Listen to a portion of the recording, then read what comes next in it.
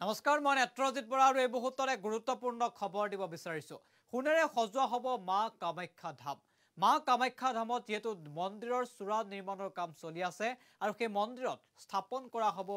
20 KG ওজনৰ সোণৰ কলহ এই মুহূৰ্তত আমি সেই গুৰুত্বপূৰ্ণ খবৰ জনাই আছো সোণেৰে এতিয়া সজোৱা হ'ব মা কামাখ্যা ধাম মন্দিৰত স্থাপন কৰা হ'ব 20 কেজি ওজনৰ সোণৰ কলহ যেটো মা কামাখ্যা ধামত মন্দিৰৰ চূড়া নিৰ্মাণৰ কাম চলি আছে আৰু এই চূড়াত স্থাপন কৰা হ'ব 20 কেজি ওজনৰ সোণৰ কলহ দীপাৱলীৰ প্ৰাক মুহূৰ্তত সম্পূৰ্ণ হ'ব এই কাম 10 পৰা 12 জন কৰ্মী এতিয়া কলহ স্থাপনৰ কাম অব্যাহত ৰাখিছে এটা গুৰুত্বপূৰ্ণ খবৰ আমি এই মুহূৰ্তত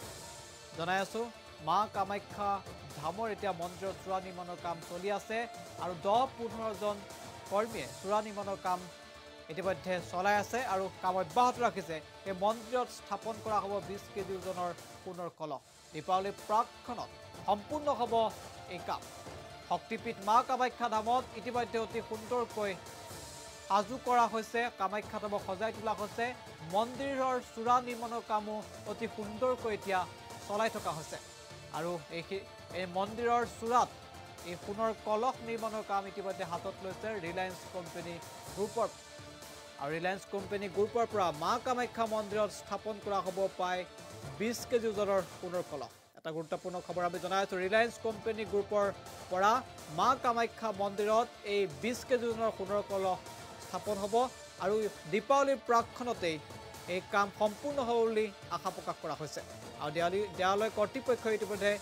জানিবলৈ দিছে যে 10 পৰা 12 জন কৰ্মীয়ে অহৰ্নিশে মন্দিৰৰ চূড়া নিৰ্মাণৰ কাম অব্যাহত ৰাখিছে আৰু ৰিলায়েন্স গ্ৰুপৰ তৰফৰ পৰা এই 20 কেজি ওজনৰ সোণৰ কলহ ইতিমধ্যে মন্দিৰলৈ আগবঢ়োৱা হৈছে আৰু এই 20 কেজি ওজনৰ সোণৰ কলহ মন্দিৰৰ চূড়াত বহুৱা হ'ব দীপাৱলীৰ প্ৰাকখনতে মন্দিৰৰ চূড়াত এই 20 কেজি ওজনৰ সোণৰ কলহ বহুৱাৰ কাম কলহ স্থাপন কৰাৰ কাম সম্পন্ন হ'ব বুলি দেৱালয় কৰ্তৃপক্ষই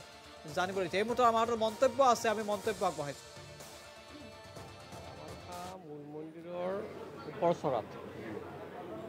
সোণেৰে সজ্জিত কৰাৰ কাৰণে ৰিলায়েন্স ইণ্ডাষ্ট্ৰিয়েল গ্ৰুপে এটা প্ৰচেষ্টা হাতত লৈছিলে আৰু সেই অনুযায়ী তেওঁলোকে আমাৰ কামাখ্যা মন্দিৰলৈ আবেদন কৰিছিলে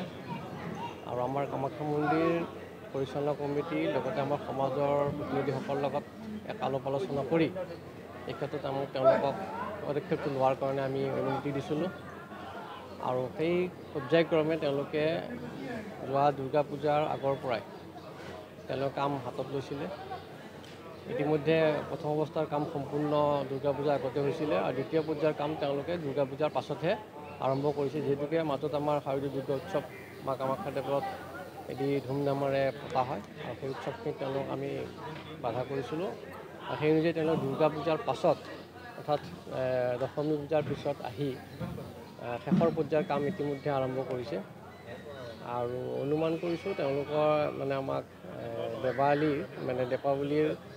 আগত বা পিছত তেওঁলোকে কাম সম্পূৰ্ণ কৰি দিয়াৰ কথা আমাক সূত্ৰই জনাইছে কামাখ্যা